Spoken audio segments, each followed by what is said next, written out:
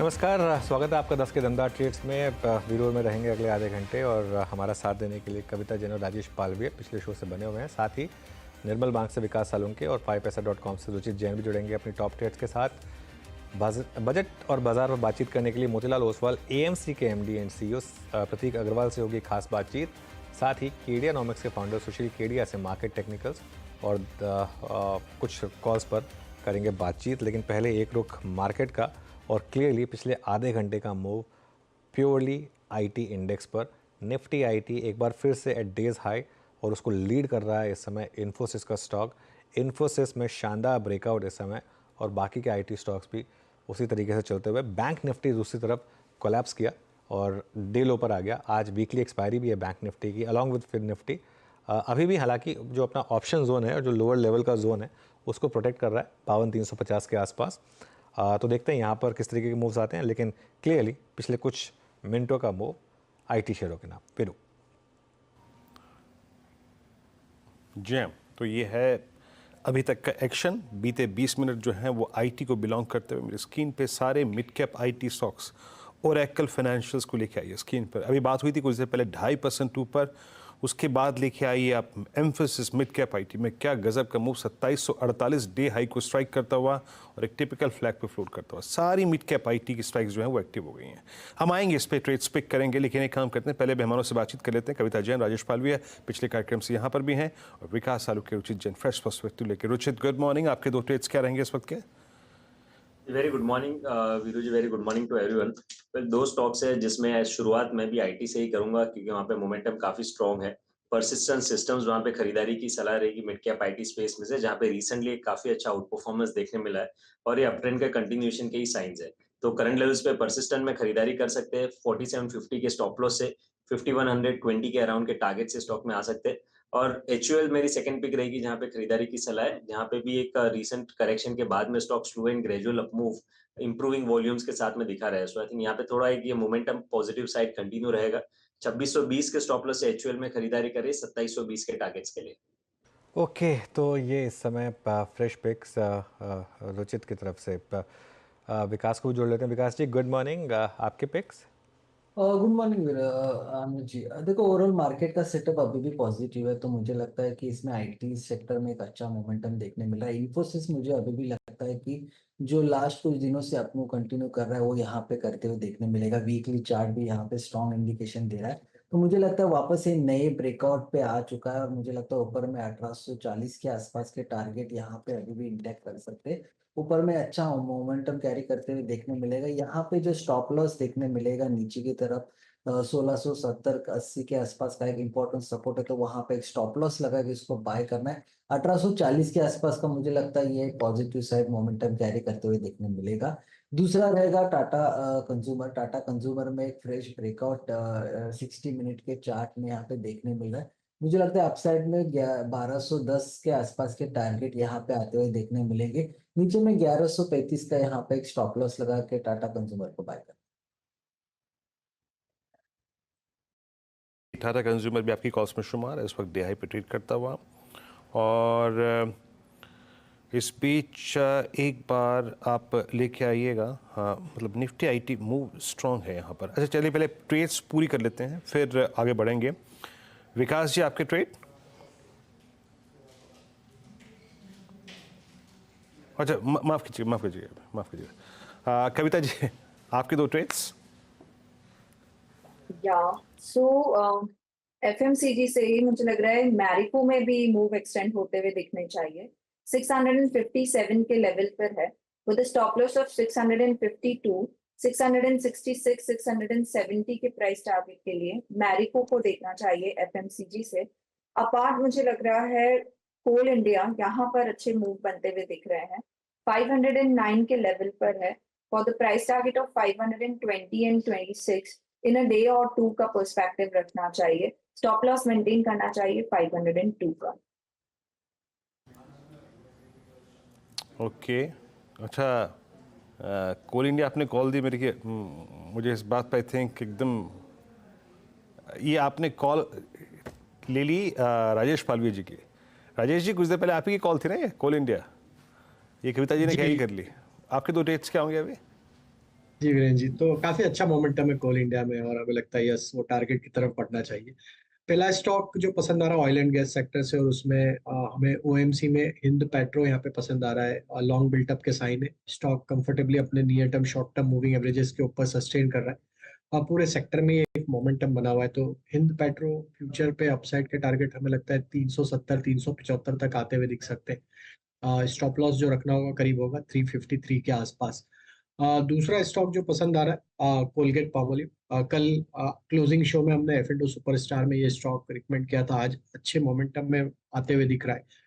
हमें लगता है जिस तरीके के यहाँ पे सेटअप बने हुए हैं, यहाँ पे 3200 तक की अपसाइड कोलगेट पामोलिव में आते हुए दिख सकती। तो कोलगेट पामोलिव यहाँ पे बाय करने की सलाह है। स्टॉप लॉस रखेंगे करीब हम 3098 के आसपास। मिड कैप आईटी परसिस्टेंट अभी अभी कॉल में शामिल था डे हाई पर, क्या गजब। इन्फोसिस डे हाई पर, लुक एट एम्फोसिस 2744, एक बार इसको 2747 हो गया। अब ये अपने पिछले 3 दिन की शेडोज को बाइसेक्ट करता हुआ।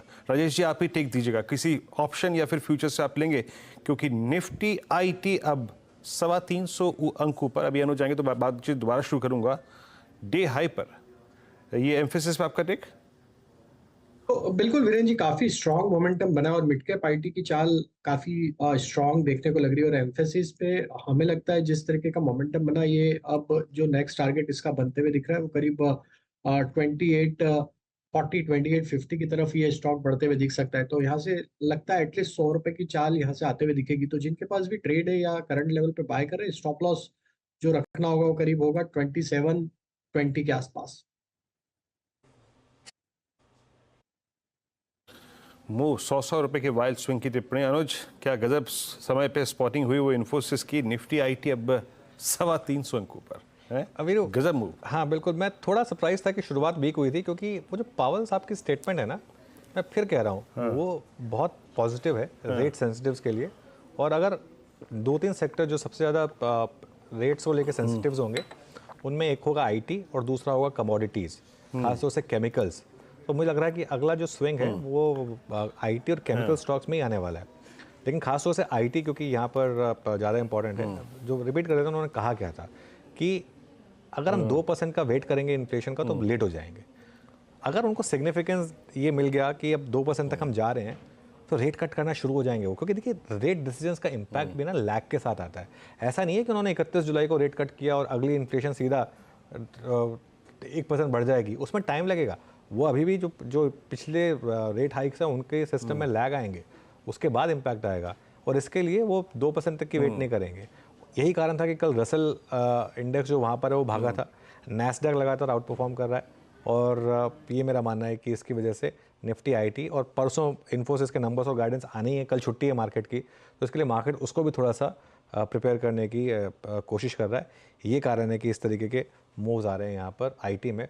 और मिड कैप आईटी में तो वैसे ही मोमेंटम बहुत स्ट्रांग है, वहाँ तो आप कुछ भी पिक कर लें तो पैसा बना ही है। पिछले आई थिंक 6 महीने में, 1 साल में ऑब्वियसली सबसे ज़्यादा ओरेकल में बना है, लेकिन परसिस्टेंट, कोफोज, एम्फेसिस, कोई भी स्टॉक आपने उठाया पैसा बनाइए वहाँ पर। जी शानदार move. Nifty day high it's 24646, लगभग 60 अंक ऊपर। टिक बाय टिक चार्ट में अब हम ऑल टाइम हाई ट्रैजेक्टरी में हैं और centre of attraction as of now Nifty IT है। एक बार निफ्टी का टिक बाय टिक रखिएगा, सुपर स्विंग और ऑल टाइम हाई। मेरे स्क्रीन पे सिर्फ मिड कैप आईटी इस वक्त चलता हुआ। अच्छा, मीनवाइल एक बार टाटा, अभी बिग मार्केट वॉइसेस की कड़ी को शुरू करेंगे, लेकिन टाटा मोटर्स को रखिएगा, हेवल्स को रखिएगा। ये कविता जी जरा हेवल्स को रीड करिएगा। हेवल्स पे आपका टेक? या वीरेंद्र जी, सो हेवल्स अभी अभी अपने एक कंसोलिडेशन जोन में है, बट अपने पेनियम के ऊपर सस्टेन किया हुआ है।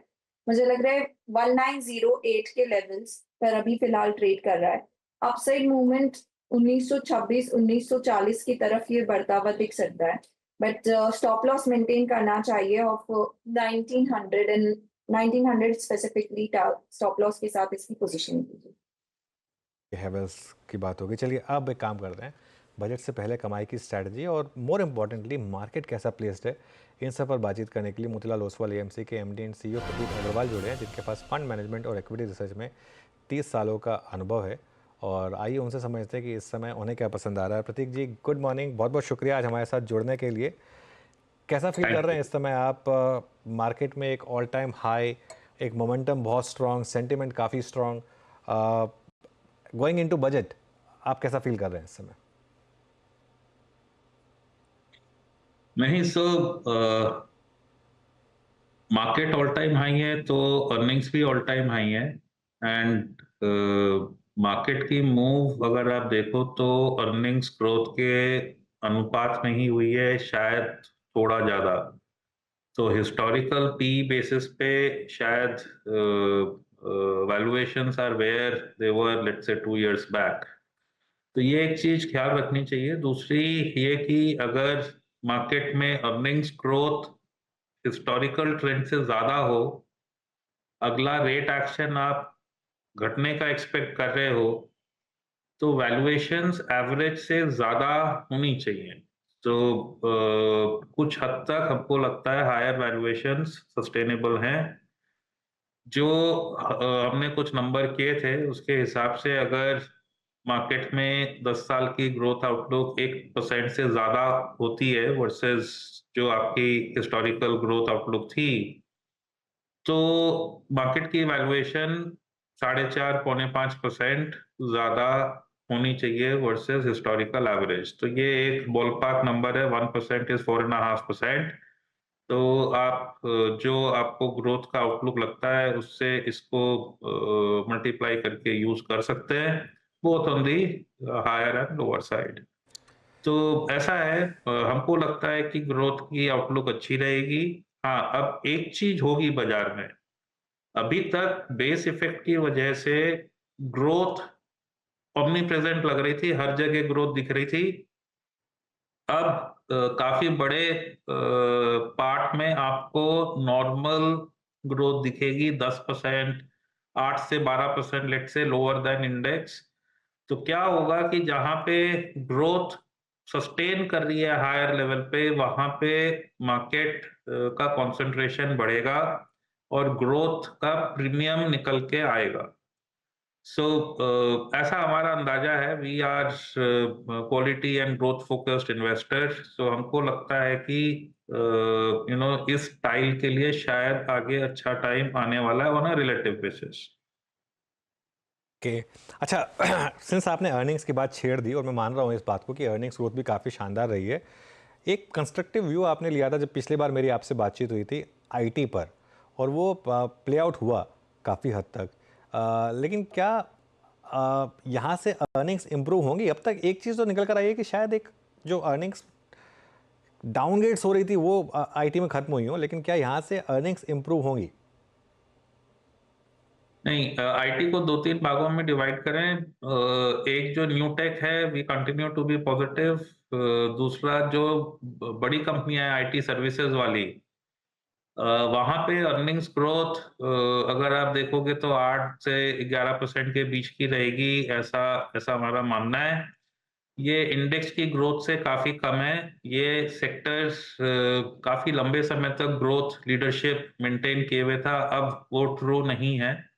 और आने वाले पीरियड में ऐसा लगता भी नहीं कि ये वापस से लीडरशिप हासिल कर पाएगा।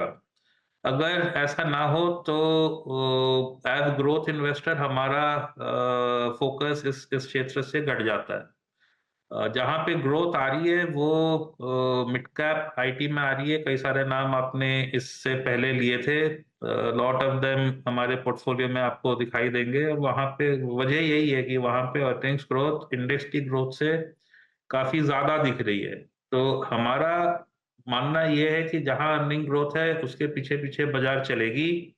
तो हमको जितनी ज्यादा अर्निंग ग्रोथ की डेल्टा मिलती है, हम वहां पे कोशिश करते हैं कि अगर वैल्यूएशन ठीक हो तो वहां पोजीशन हो। ओके, अच्छा प्रतीक जी, एक दो स्पेस जो कि इस बार बहुत बड़ा मूव देखे गए हैं, आई थिंक कंपेयर करूँ मैं उनके, आई थिंक लास्ट ईयर के परफॉर्मेंस अच्छी रही, वो थे white good segment. Look at Voltas, Havells और पीएलआई मैन्युफैक्चरिंग में आई थिंक डिक्सन ने काफ़ी बड़ा मूव दिया। जिस प्रकार के सेल्स वॉल्यूम जनरेट करेंगे, unlikely to be in this I think summer season, आपका take sir white good segment में क्या है इस वक्त? नहीं देखिए, वाइट गुड में एसी में स्टॉक आउट सिचुएशन है, ये जग जाहिर है। जो चीज जग जाहिर है उसका प्राइसिंग बाजार में हो चुकी होगी, और एक छोटे समय के लिए आकलन लगाना खतरा है, मतलब खतरे से खाली नहीं है, क्योंकि हर किसी को दिख रहा है। पर हाँ, जो जो जो लंबे समय की ट्रेंड है वो भी इस स्पेस को फेवर करती है।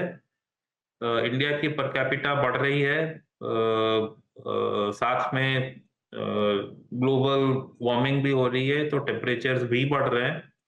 और जो इस साल देखा वो शायद अब हम हर साल देखें, क्योंकि जैसे-जैसे लोगों की आमदनी बढ़ेगी, उनको कंफर्ट जो चाहिए वो भी बढ़ेगा, और एसीज़ वगैरह जो है वो they provide higher degree of comfort. तो यहाँ पे तो आपको, मतलब एटलीस्ट हमारा मानना है कि with increase in per capita incomes, ये कैटेगरी में ग्रोथ काफ़ी तेज़ी से आएगी। तो आउटलुक यहाँ पे हमारी पॉजिटिव है। ओके, तो यहाँ पे वाइट गुड सेगमेंट में आपका आउटलुक काफ़ी इस वक्त पॉजिटिव है। मीनवाइल अगर आप देखिए निफ्टी आईटी अच्छा मूव दे रहा है। अच्छा प्रतीक जी, एक और बात, पिछले 2 महीने में और आई थिंक बीते 4 साल में सीमेंट स्पेस एक बड़ी M&A एक्टिविटी से गुजरा है, और मेजर जो कैपेसिटी है अगर आप देखें कुछ ही अब हाथों में बची हुई है। Pricing more or less stable with the positive bias रही है। जिस प्रकार का डिमांड आउटलुक है, आपका सीमेंट पर टेक क्या है? पैसा तो बना है बीते 2 साल में, 2 साल में अच्छा प्राइस टच मिला है आपको। अभी यहाँ से अपसाइड सीमेंट में कितना बाकी है सर? देखो, अगर पिछले 2 सालों में ना पूरा मार्केट ऊपर गया है, अगर आप स्टॉक्स निकालें तो बहुत ज़्यादा स्टॉक नहीं होंगे जो कि नेगेटिव रहे होंगे इस पीरियड में। तो अच्छा पैसा, हम लोग जब कहते हैं तो वो इंडेक्स से अगर ज़्यादा रिटर्न आई तो उसको अच्छा कहते हैं।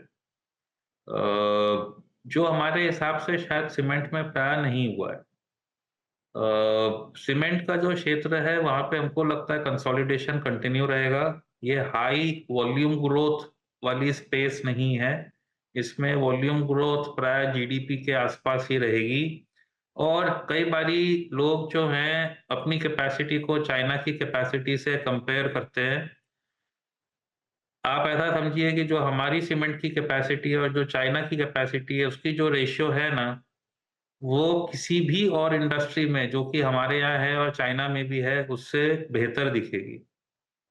तो जो ग्रोथ आउटलुक है इस स्पेस का ओवर द नेक्स्ट 6-7 इयर्स, वो बहुत ज़्यादा अच्छा नहीं है हमारे हिसाब से, एंड इसी वजह से जो कंपनियाँ ग्रो कर पाएँगी, वो ग्रो थ्रू कंसोलिडेशन करेंगी, बजाय कि कैपेसिटी एडिशन के। So that is our thought.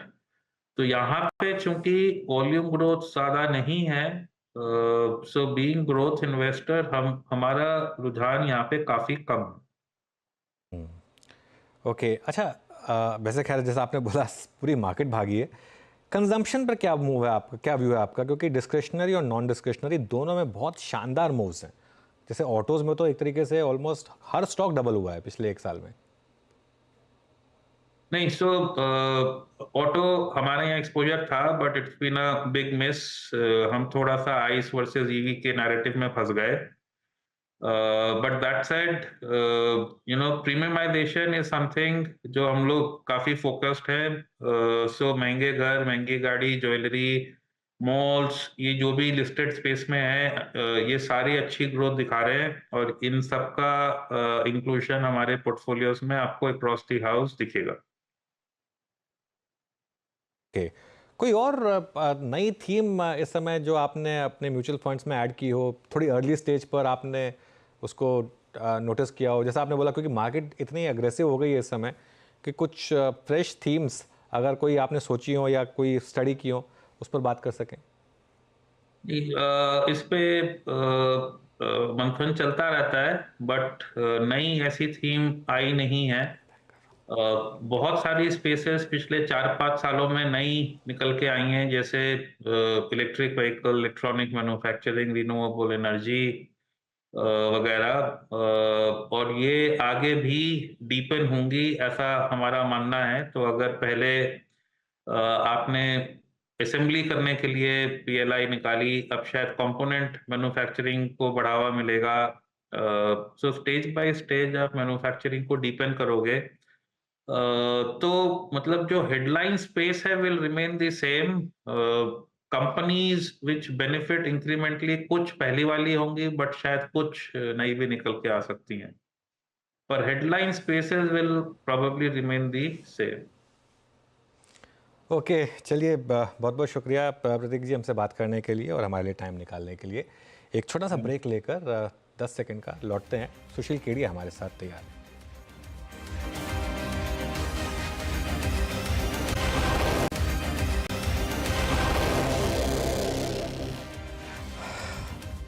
Welcome back. और अब केडियानॉमिक्स के फाउंडर सुशील केडिया जुड़ गए हैं हमारे साथ। आइए उनसे एक बात करते हैं। Sushil ji, good morning. Good morning. Background तो काफ़ी अच्छा लग रहा है, ये इस पे चार्ट्स नहीं लोडेड हैं लेकिन। अब सर सारी चीज दिखा देंगे तो फिर रोजी रोटी पे असर पड़ जाएगा। नहीं, उससे अब यहाँ से हमको कौन सा चार्ट दिख जाएगा? अच्छा, अगली बार हम उसको चार्ट को भी खोल के रखेंगे। हाँ। तभी मैं आपको डिस्ट्रैक्ट नहीं करूंगा। चलिए ठीक है। अच्छा, अब मार्केट पर क्या व्यू बन रहा है पहले? अच्छा, निफ्टी बैंक की तो हम हर बार बात करते हैं, इसमें मैं आज एक तड़का जोड़ना चाहूँगा निफ्टी आईटी का, जो फ्रेश ऑल टाइम हाई की तरफ बढ़ रहा है। पहले इसकी बात कर लेते हैं, फिर आपका व्यू निफ्टी और निफ्टी बैंक पर भी। जरूर। तो निफ्टी आईटी पे जब हमें तेजी लग रही थी, तो जो हमेशा हमारे साथ होता है, क्योंकि हम चार्ट्स की सुनते हैं, मन की नहीं सुनते हैं, तो बहुत निंदा हुई, कठोर निंदा हुई। और अब वापस कठोर निंदा होगी जब ये निफ्टी आईटी की चार्ट अगर पीसीआर आपके स्क्रीन पे दिखा पा रहा है। यहां से जो हमने तेजी का व्यू लिया, 2 बार यहाँ नीचे डिप दिया, अब मुझे लग रहा है कि एक बार 41,600 तक जाने की जगह है, तकरीबन 2,000-2,500 पॉइंट और उसके बाद ये भी बाकी बाजार का जब तक करेक्शन शुरू हो चुका होगा कैचअप करेगा। तो फिलहाल मोमेंटम है और उसके हम फाइनल फेज में है। 2,000 पॉइंट का मतलब यहाँ से 4-5% हो गया तकरीबन। इंडिविजुअल आईटी स्टॉक्स 6-7% भी बढ़ सकते हैं और करेक्शन तो इनको भी देना होगा। यही अभी चार्ट की पिक्चर है। ओके, और निफ्टी बैंक पर क्या खासतौर से निफ्टी बैंक जो थोड़ा वीक रहा है लेकिन ब्रेकडाउन भी नहीं कर रहा है? बिल्कुल। तो देखिए, ये पहले वैश्विक बाजारों की मैं छोटी सी आपको समरी दे दूं। S&P नैस्डैक बार बार ब्रेकडाउन का सिग्नल दे देते हैं, फिर वो सिग्नल फेल हो जाता है। लास्ट 7-8 दिन से ये हो रहा है। डैक्स में एग्जैक्टली वही पिक्चर है। फुटसे बिल्कुल डूबने के लिए रेडी है कि वो तो ऊपर बढ़ी नहीं। तो जिन दो बाजारों ने बिल्कुल स्पष्ट सिग्नल दे दिए कि उनका टॉप हो गया और वो तगड़ा पावरफुल टॉप बन गया, निकेई में और कॉस्पी में, तो जो रस्सा खींच चल रही है बुल बेयर्स के बीच में, निफ्टी बैंक निफ्टी में ही नहीं है, ये यूरोप और अमेरिका के भी मार्केट में, पूरा वर्ल्ड इस वक्त एक असमंजस में है। मार्केट्स एक्सट्रीमली ओवरबॉट हो चुके हैं सारी जगह और वो सेल ऑफ आ नहीं रहा है। तो अर्ली बेयर्स को जो बाजार थका रहा है, उस परिप्रेक्ष्य में अगर पीसीआर दोबारा से कृपया निफ्टी की चार्ट, जो डेली चार्ट मैं आपको दिखा रहा हूं, ये देखिए 2 कन्वर्जिंग लाइंस के बीच में है। पोस्ट इलेक्शन क्रैश के बाद मार्केट ने जो बड़ा एक रिबाउंड दिया 3 ही दिन में, उसके बाद बड़े शनै शनै जो ऊपर बढ़ रहा है। अब ये एक टर्मिनल ट्रायंगल पैटर्न बन रहा है। जब तक ये नीचे की लकीर को नहीं तोड़ेगा हम इसको ले नहीं सकते। और बार बार ऊपर की लकीर ये जो करीब करीबन बहुत स्लो बढ़ रही है निफ्टी, तो ऊपर भी 24,900 तक की जगह संभव है। 24,900 आएगा, इस धारणा पे व्यापार करना समझदारी नहीं होगी। तो 24,990 के ऊपर निकल जाए, यानी 25,000 के ऊपर निफ्टी निकल जाए, तो फिर वो गाना बजाना पड़ेगा, होनी को अनहोनी कर दे अमर अकबर एंथोनी। माने मुझे नहीं लगता है कि 25,000 के ऊपर निफ्टी जाए, और ये जिस दिन भी अब उसके पहले पहले 24,500 तोड़ देगी तो हम शॉर्ट सेल कर देंगे। देखिए, जो ऑलरेडी वीकनेस है, इस वीकनेस में ये वीकनेस भी बहुत धीमी वीकनेस आई, क्योंकि बाकी निफ्टी का भी प्रेशर है। तो ये लोअर टॉप सा बना रहा है बैंक निफ्टी। बेयर्स के लिए भी कोई आसान नहीं रहा है इस मार्केट में बेच के कमाना। बुल्स ने तो डेफिनेटली बैंक निफ्टी पैसा खोया है। अब ये लोअर टॉप बन रहा है, जहां निफ्टी की तेजी गल जाएगी और निफ्टी घटना शुरू हो जाएगी, तो मेरा अनुमान है कि बैंक निफ्टी रफ्तार से तब घटेगी। मान लीजिए आज का भी जो इंट्राडे लो है, ये अगर तोड़ देता है तो बैंक निफ्टी जोर से गिरना शुरू हो सकती है। ओके अच्छा सुशील जी, अभी पीएसयूज में अगर हम आए तो यहाँ पे specially oil and gas space में आप ओएनजीसी को देखिए, जिसने अभी अभी कुछ दिनों पहले ही 2008 के हाई को ऑलमोस्ट छू लिया। ओएनजीसी, गेल, पेट्रोनेट, बड़ा अच्छा मूव है यहाँ पे। इन पर आपका टेक क्या है इस वक्त, और स्पेशली अगर कुछ लेके बैठना हो डिलीवरी पे तो हमने देखिए इसमें से चुना था बीपीसीएल, एचपीसीएल और आईओसी को। तो आज ये जो फ्लेयर अप मूव आ रहा है, शॉर्ट टर्म ट्रेडर्स थोड़ी प्रॉफिट टेकिंग करके 15 रुपया नीचे लेने की कोशिश करेंगे एचपीबीपी को, वो अलग बात है। पर जो जो हमने हमारे क्लाइंट्स में से जो निवेशक है, जो ट्रेडिंग नहीं करते हैं, देखिए बीपीसीएल की इस चार्ट को, हमारा फोरकास्ट आपके साथ भी शेयर्ड है कि हम 370-75 तक की चाल बीपीसीएल में देखते हैं अगले महीने 20 दिन में। अभी तक तो खाली शेयर बाजार की तेजी के कोरिलेशन पर ये स्टॉक्स परकअप हो रहे हैं बीइंग लैगार्ड्स। ऑयल का सेल ऑफ अभी तक आना बाकी है, तो क्रूड का जब सेल ऑफ आएगा तो मेरी best picks oil and gas majors में से ये ऑयल मार्केटिंग कंपनीज ही होंगी। चार्ट भी और फंडामेंटल्स भी उन्हीं के सबसे बेहतरीन बनेंगे जब भी ये ऑयल का सेल ऑफ हम वेट कर रहे हैं आएगा। बाकी के भी स्टॉक जो ट्रेंड के हिसाब से चल रहे हैं, पर हमारी टॉप 3 पिक्स एचपीवीपी, आईओसी, इस पर हम फोकस्ड रहेंगे irrespective of Nifty sell off beginning और नॉट। हम इनकी तेजी अभी आईटी की ही तरह बरकरार रखेंगे, सब चीज अलग अलग है। अच्छा सुशील जी, आज जाने अनजाने एक बात फिर शुरू हो गई और वो है रेट कट्स को लेकर। यूएस से बातचीत आई और आज मैं स्क्रीन पर जब कुछ रेट सेंसिटिव्स को देख रहा था तो उसमें बड़ा मूव लिया रियल स्टेट ने। Look at Godrej properties all time high 3377। जो डीएलएफ लगभग मेरे ख्याल से मार्च, अप्रैल, मई, जून, जुलाई एक साइडवेज मूव में था, स्लाइटली विद नेगेटिव बायस, आज वो भी मूव देता हुआ। Real estate plus real estate ancillary, इसमें क्या अच्छा है चेस करने लायक और क्या अवॉइड कर रहे हैं आप? हम यहाँ पर एक अलग स्टांस लेके बैठे हैं। उसके 2 कारण हो सकते हैं। हमने इस रियल एस्टेट सेक्टर में पिछले 2 साल में बहुत सारे 5 बैगर्स खाए। तो जब आप बहुत मोटी मलाई खा लो तो आपको छाछ फूंकने में डर लगता है। तो हो सकता है हम साइकोलॉजिकली बायस्ड हैं, बिल्कुल संभव है। पर मैं अगर प्योर चार्ट रीडिंग पर भी उतरूं तो अब रियल एस्टेट के स्टॉक्स में जिसको वो बोलते हैं ना छेली चाल, मतलब लास्ट की मूव लगती है। तो मैं मिक्स नहीं करना चाहता रेट्स के व्यू पे और already extremely richly valued and extremely overbought real estate की चार्ट्स को मैं रेट के व्यू पे मिक्स नहीं करना चाहता। तो रेट का व्यू राइट भी हो सकता है, रॉन्ग भी हो सकता है। अगर पीसीआर ये चार्ट दिखा पा रहा है यूएस 10 ईयर रेट को, तो देखिए रेट्स मेरे हिसाब से बढ़ेंगे। रेट कट की बातें आती हैं जाती हैं। चार्ट का व्यू ये है कि जब तक 4.1 की नीचे ना जाए, वापस यूएस रेट्स को एटलीस्ट 5.1 पे एक बार आना है। तो वो हमारा रेट्स का भी व्यू मैच नहीं हो रहा है और इंडिपेंडेंट चार्ट रीडिंग पे रियल एस्टेट के फ्रॉथ में अब फंसाने लायक हमारे पास एडिशनल रुपए नहीं है। बाकी जगह मोटा पैसा बन रहा है, पैसे सारे वहीं जमा हो गए। सुशील जी, कोई ढंग का रॉकेट स्टॉक बताइए, GTND जैसा नेक्स्ट वन।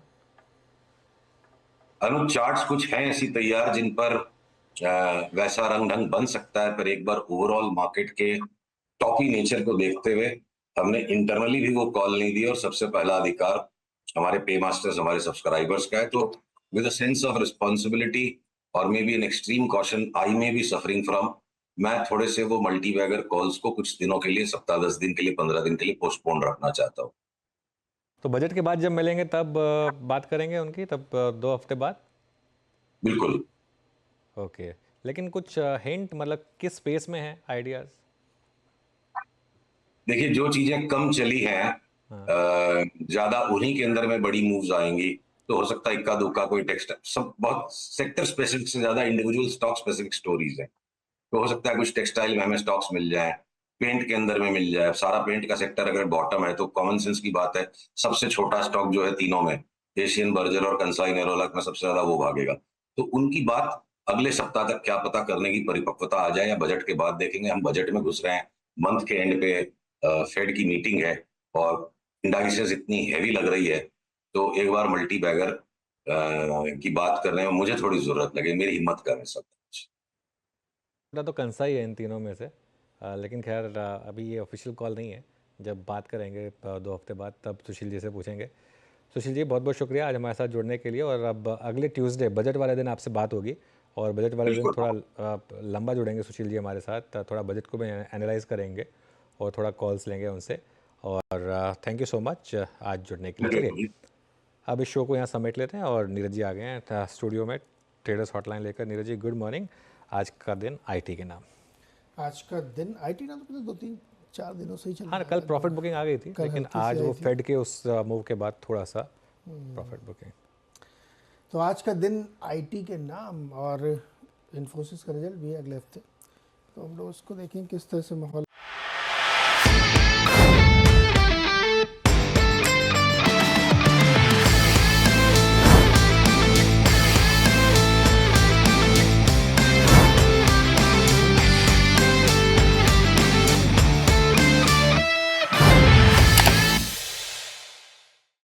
बता दें कि मनी कंट्रोल पर दिए गए विचार एक्सपर्ट्स के अपने निजी विचार होते हैं। वेबसाइट या मैनेजमेंट इसके लिए उत्तरदायी नहीं है। यूजर्स को मनी कंट्रोल की सलाह है कि कोई भी निवेश निर्णय लेने से पहले सर्टिफाइड एक्सपर्ट की सलाह लें।